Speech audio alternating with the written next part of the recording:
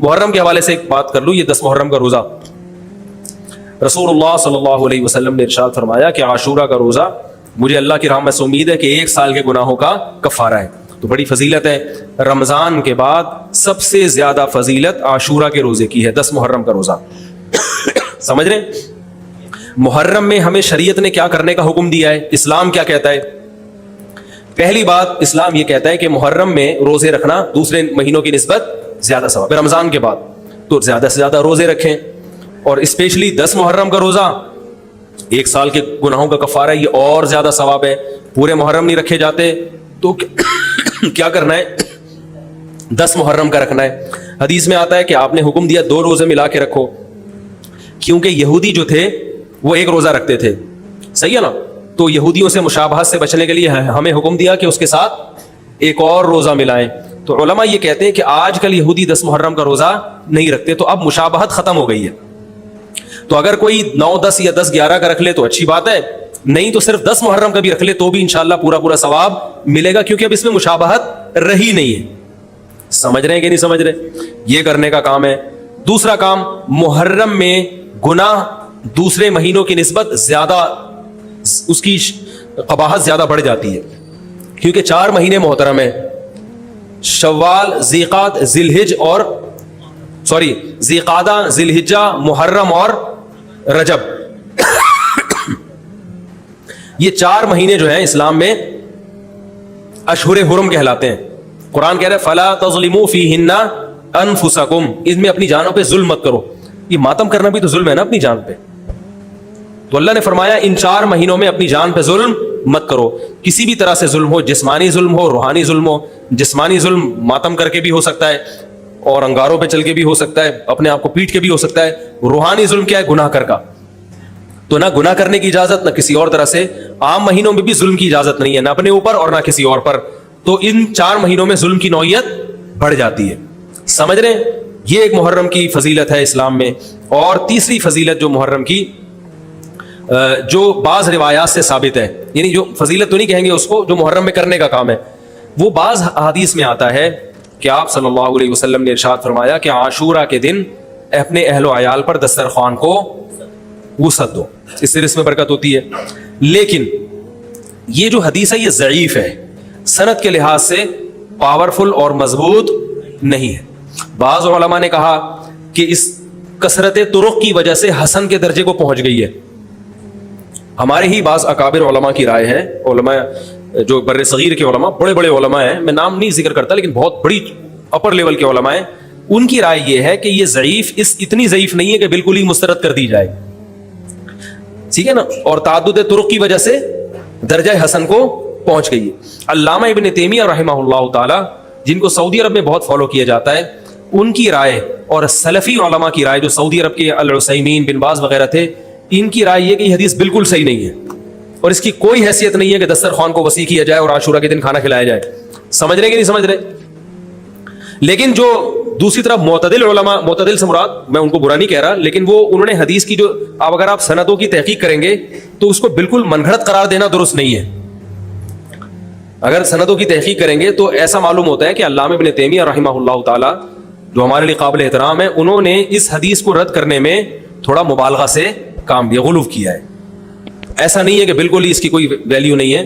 تو ضعیف روایتیں ہیں لیکن کثرت طرق کی وجہ سے درجہ حسن کو پہنچ گئی ہے. سمجھ رہے کہ نہیں سمجھ رہے؟ اس وجہ سے بعض علماء کی رائے, بلکہ جمہور کی رائے یہی ہے کہ محرم میں اگر کوئی اپنے بچوں کو جمع کر کے اچھا کھانا کھلا دیتا ہے 10 محرم کو, اور یہ حلیم شاید یہیں سے نکلا ہے, شاید یہیں سے نکلا ہے کہ یوں تو وہ اچھا کھانا ہو جائے گا, تو وہ کہتے ہیں کوئی حرج نہیں ہے. لیکن ایک بات جو دوسرے علماء کہتے ہیں, جو میری بھی سمجھ میں آتا ہے, بلکہ میں نے پہلے کہیں پڑھا تو نہیں, میرا دماغ اس طرف گیا, لیکن اس کی تائید میں علماء کے فتاوی مل گئے. دیکھو, اگر کوئی حدیث ضعیف ہو یا حسن ہو تو صرف حسن ہونا کافی نہیں ہے, یہ دیکھا جائے گا کہ یہ دوسری صحیح حدیثوں سے ٹکرا تو نہیں رہی ہے. یہ بھی ایک فقہ کا اصول ہے کہ اگر ایک کمزور چیز ہے لیکن وہ طاقتور دلیل سے ٹکرا رہی ہے تو پھر اس کمزور چیز کو بالکل رد کیا جائے گا. تو عاشورہ کے دن روزہ رکھنے کا حکم ہے, یہ بالکل بخاری مسلم کی صحیح حدیث سے ثابت ہے. اور جو کھانا کھلانے والی روایت ہے وہ اس ٹکر کی نہیں, اس کو تو ابن تیمیہ جیسے محقق نے بالکل ہی کالعدم قرار دے دیا, بعض عرب علماء نے بھی بالکل کالعدم قرار دے دیا, اگرچہ ہماری رائے ہے کہ بالکل کالعدم نہیں ہے, لیکن بہرحال اس میں محدثین کا بڑا اختلاف ہوا ہے. جبکہ روزہ رکھنے والی جو روایات ہیں وہ بالکل بے غبار ہیں, ان کو سب صحیح مانتے ہیں. تو کھانا کھلانا اور روزہ جمع, بولو بھائی, نہیں ہو سکتا. اس لیے کہ اگر وہ روزے کا دن ہے تو کھانے کا دن نہیں ہے, کھانے کا دن ہے تو روزے کا نہیں. ابن تیمیہ رحمہ اللہ تعالیٰ کی رائے یہ ہے کہ بعض لوگوں نے شیعہ کی مخالفت میں غلو کیا ہے. شیعہ نے اس دن کو چونکہ منحوس بنا دیا 10 محرم کو, تو انہوں نے مخالفت میں اس دن کو ایک سیلیبریٹ کرنے کے لیے نا کھانا کھلانے کا حکم دے دیا کہ ہم منحوس نہیں سمجھتے بلکہ اس کا کیا کریں گے, اپوزٹ کے کھاؤ اور کھلاؤ. تو انہوں نے کہا یہ بھی غلو ہوا ہے دوسری طرف. بھائی منحوس نہیں ہے, مبارک ہے ہماری نظر میں, لیکن اتنا مبارک کہ اس میں کھانا کھلانا اور یعنی عید والا عنصر, کھانا کھلانا تو عید کے دن ہوتا ہے نا, تو عید نہیں ہے بہرحال.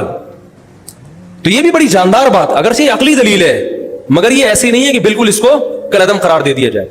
تو اب علماء نے دونوں حدیثوں کو تطبیق کی کوشش کی, علماء نے کہ بھئی کھانا بھی کھلاؤ اور روزہ بھی رکھو, افطاری میں کھلا دو,